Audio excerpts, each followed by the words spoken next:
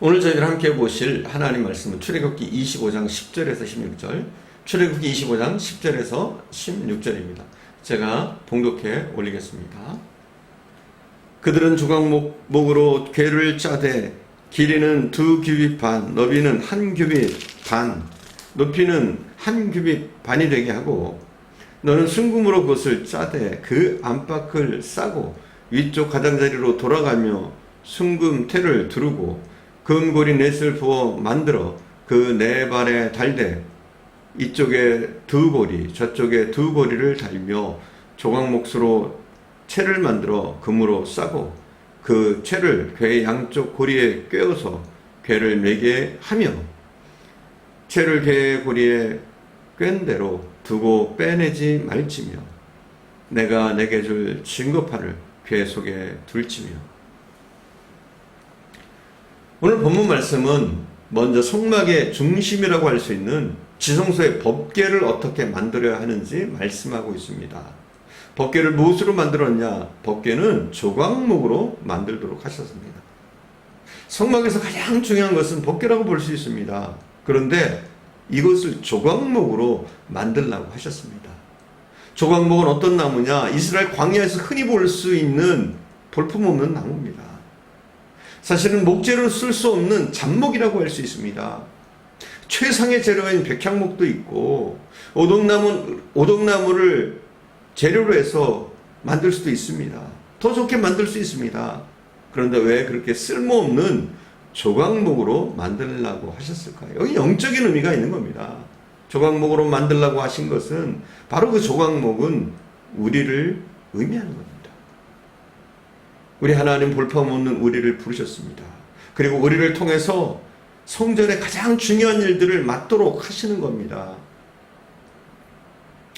이 조각목은 광야에서 어느 누구도 눈여겨보지 않는 나무입니다. 제목으로도 쓸 수 없는 아카시아 나무 같은 조각목으로 법궤를 지으라고 하신 것은, 하나님의 성전에서 가장 중요한 것은 사실은 물건이 아니라 사람이라는 겁니다. 바로 멋지게 지어진 성전이 중요한 것이 아니라 바로 우리 한 사람 한 사람에게 하나님의 임재가 나타나고 하나님 앞에 우리 한 사람 한 사람이 드려지는 것이 중요하다는 것입니다. 즉 성전에서 가장 중요한 것은 무엇이냐?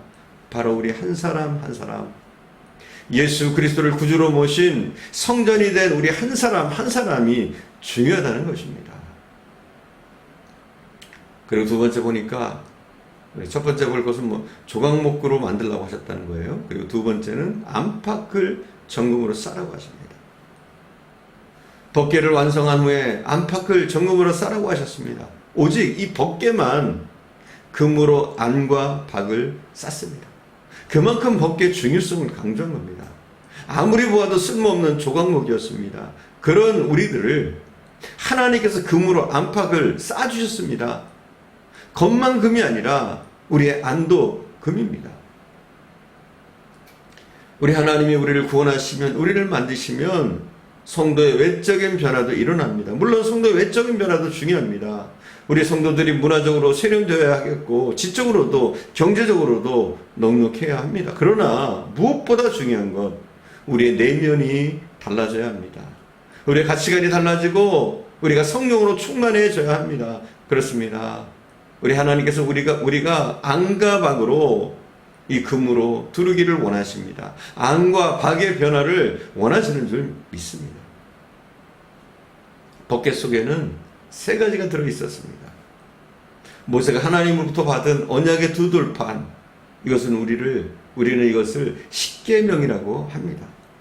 또 두 번째는 광야 속에서 이스라엘 백성들이 배가 고팠을 때 하나님이 내려주셨던 생명 양식, 그 만나를 담았던 항아리, 그리고 마지막 세 번째로 아론의 쌍난 지팡이가 법궤 속에 있었습니다.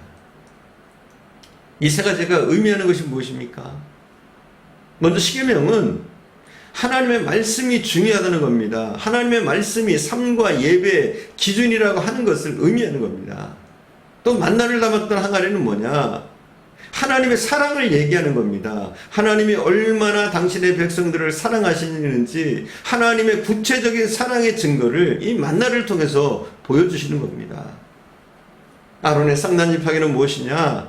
하나님은 일하실 때 하나님이 세우시는 사람들이 있습니다. 그 세우시는 사람들을 통해서 하나님은 일하신다는 겁니다. 그래서 언제나 하나님의 교회는 하나님이 세우신 사람들을 통해서 이루어지는 겁니다. 이것을 우리가 알아야 하는 겁니다. 그래서 하나님의 교회는 세상 사람들이 설치는 곳이 되어서는 안 됩니다. 하나님의 교회는 돈 많은 사람들이 와서 판을 치는 곳이 되어서는 안 됩니다. 여기는 하나님의 말씀이 중심이 되고 하나님이 세우신 사람들이 중심이 되고 바로 하나님의 사랑이 중심이 되어야 하는 곳입니다. 어느 교회에서 봉헌 예배를 드리는데 국회의원이 단위에 앉았어요. 장로나 권사로서 순서를 맡았는가 했는데 그것도 아니었습니다. 아무 자격도 없는데 국회의원이라는 이유로 그를 거기다가 올려 앉혔어요. 잘못된 겁니다. 많이 잘못된 겁니다. 국회의원이 아니라 대통령이라도 올라갈 수가 없어요. 여러분, 선거철이 되면 제대로 예수를 믿지도 않는 대통령 후보가, 때로는 국회의원 후보가 단위에 섭니다. 참 이건 한심한 거예요. 이것이 우리 한국의 대형교회에서 일어나는 현상입니다. 교회는 한 가지 중요한 기준이 있습니다. 하나님이 세우신 거룩한 사람들이 교회의 중심이 되어야 하는 겁니다.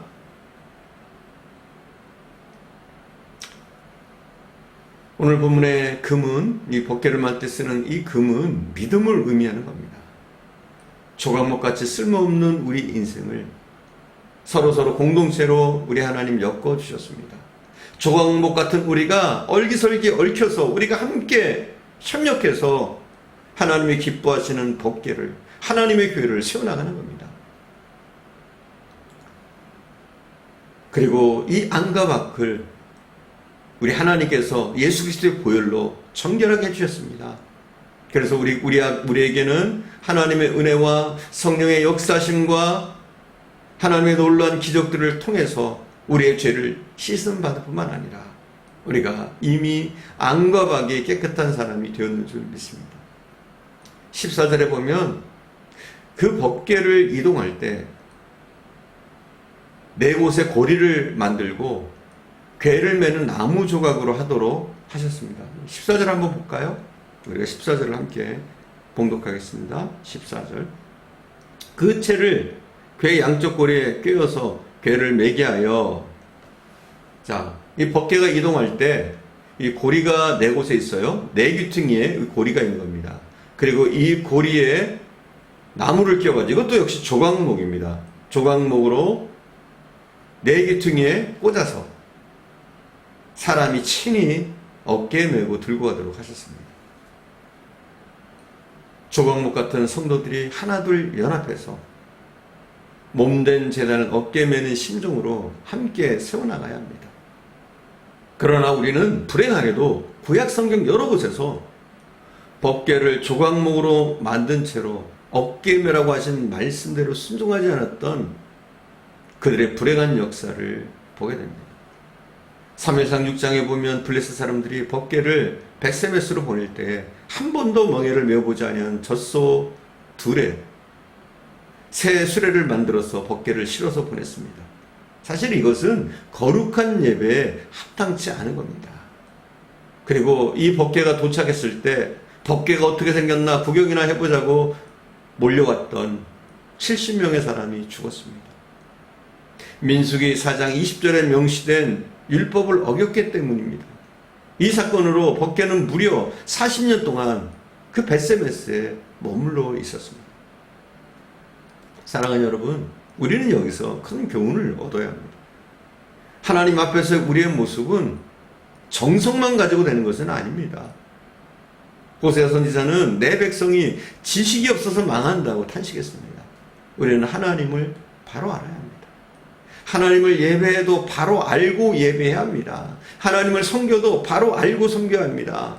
그만큼 우리의 삶 가운데 이 법궤, 특별히 법궤에 담겨있는 이 두 돌판으로 예표되어지는 이 말씀이 그만큼 중요하다는 거예요. 오늘 주님께서는 하나님의 거룩한 법궤를 옮길 때 반드시 궤를 어깨에 메고 가도록 하셨습니다. 이것은 사실 헌신을 요구하시는 겁니다. 끌고 가서도 안 됩니다. 그냥 수레 싣고 가서도 안 됩니다. 그것을 누구에게 맡겨서 될 일이 아닙니다. 주님의 은혜로 성도라고 칭함을 받은 하나님의 백성들이 친히 자신의 어깨에 메고 함께 가야 하는 겁니다. 여러분 그렇습니다. 하나님의 교회는 우리가 함께 가는 겁니다. 함께 어깨를 메고 하나님의 교회를 우리가 함께 세워나가야 할 줄 믿습니다. 기도하겠습니다.